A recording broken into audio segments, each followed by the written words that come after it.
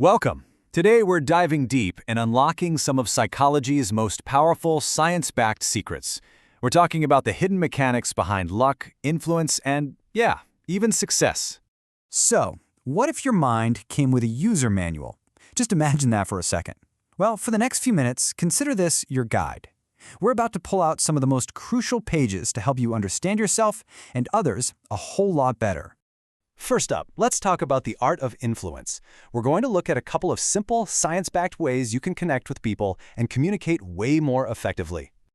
You know that thing that happens when you're in a loud, crowded room and suddenly your ears just perk up because you heard your name? That's a real thing. It's called the cocktail party effect. It's our brain's amazing built-in filtering system, and it's always scanning the background noise for anything that's personally relevant. And you know what? There's almost nothing more relevant to us than our own name. So how do you use this? Oh, it's incredibly simple. Just use people's names. Seriously, hearing our own name is like a psychological spotlight. It just cuts through all the noise, makes us feel seen, and instantly grabs our attention. It is one of the absolute easiest ways to make someone feel valued and get them to focus on what you're saying. All right, next up is a really fascinating technique called strategic framing. The whole idea here is that psychologically, a lot of people find it easier and safer to say no than to say yes. This little trick uses that very human tendency to your advantage. And this slide just lays it out perfectly. So instead of asking, hey, do you want to go to Delhi on Sunday, which gives someone a really easy out, you reframe it. You ask, would you have any problem if we went to Delhi on Sunday? See, saying no feels safe to our brains, like we're protecting our time. This technique lets them say no while actually agreeing to your plan. It's such a subtle but, wow, powerful shift. Okay, so we've covered influencing others. Now let's turn that lens inward. Section 2 is all about mastering your inner world, and we're going to explore how to hack our own perception and motivation. First, let's tackle a fear that holds so many of us back, the fear of being judged. This is totally rooted in a psychological bias called the spotlight effect. It's that deep-seated belief we all have that a giant, invisible spotlight is following us around and that everyone is watching us way, way more closely than they actually are. And there is solid proof for this. A study back in 2000 had students wear a kind of embarrassing t-shirt into a crowded room. Now, the students were convinced everyone was staring. But the reality? As the study showed, only about 1 in 5 people even noticed.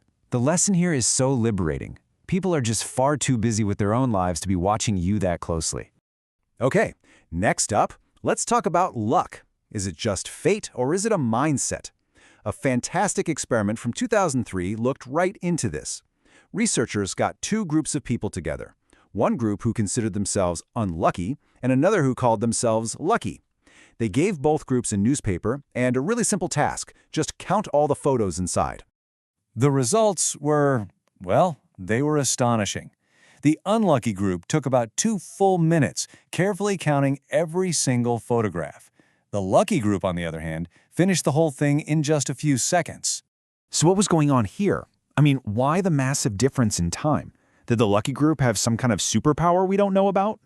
The answer was literally right there in front of them. On the second page of the newspaper, in big, bold print, was a message that said, "Stop counting, there are 43 photographs in this newspaper." The unlucky people were so focused on the task of counting that they completely missed the opportunity that was staring them in the face. The lucky people, they were simply more open to seeing it. Those lucky people in that study were unknowingly practicing our next tool, cognitive reframing. This is the simple but really profound act of changing your perspective on something to change how you feel about it, and it is especially useful for tackling those really difficult tasks. So here's how you can actually use this. The next time you're just dreading a hard task, like a workout or studying, don't say you have to do it. Instead, tell yourself, I am excited to do this. You see, the physical symptoms of anxiety and excitement are actually very similar. By just relabeling that feeling, you can transform what feels like a threat into a positive challenge and pretty much trick your brain into enjoying it. All right, let's move on to our final section, the science of success.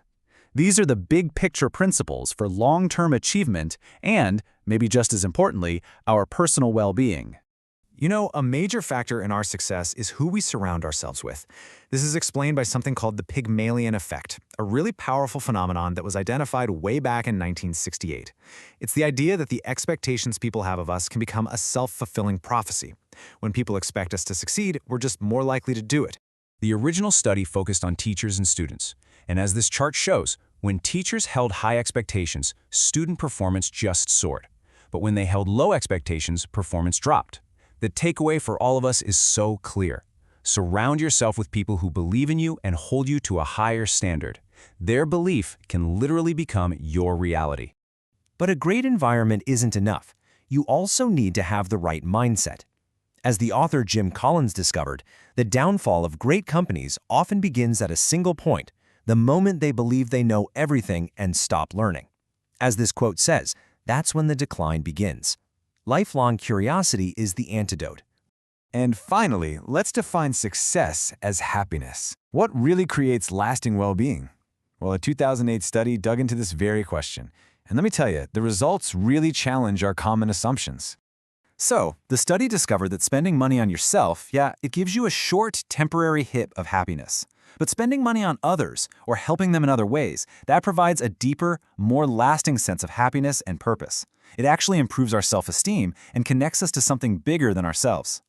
So, let's bring it all together. Section 4 is your new psychological toolkit, and it's packed with the key takeaways you can start using right now. Okay, let's recap. To build rapport, use their name. To persuade, frame your questions for a yes. To find your luck, look for those hidden opportunities. To conquer hard work, reframe it as something exciting. For long-term growth, surround yourself with high expectations, always stay curious, and find your deepest happiness in helping others.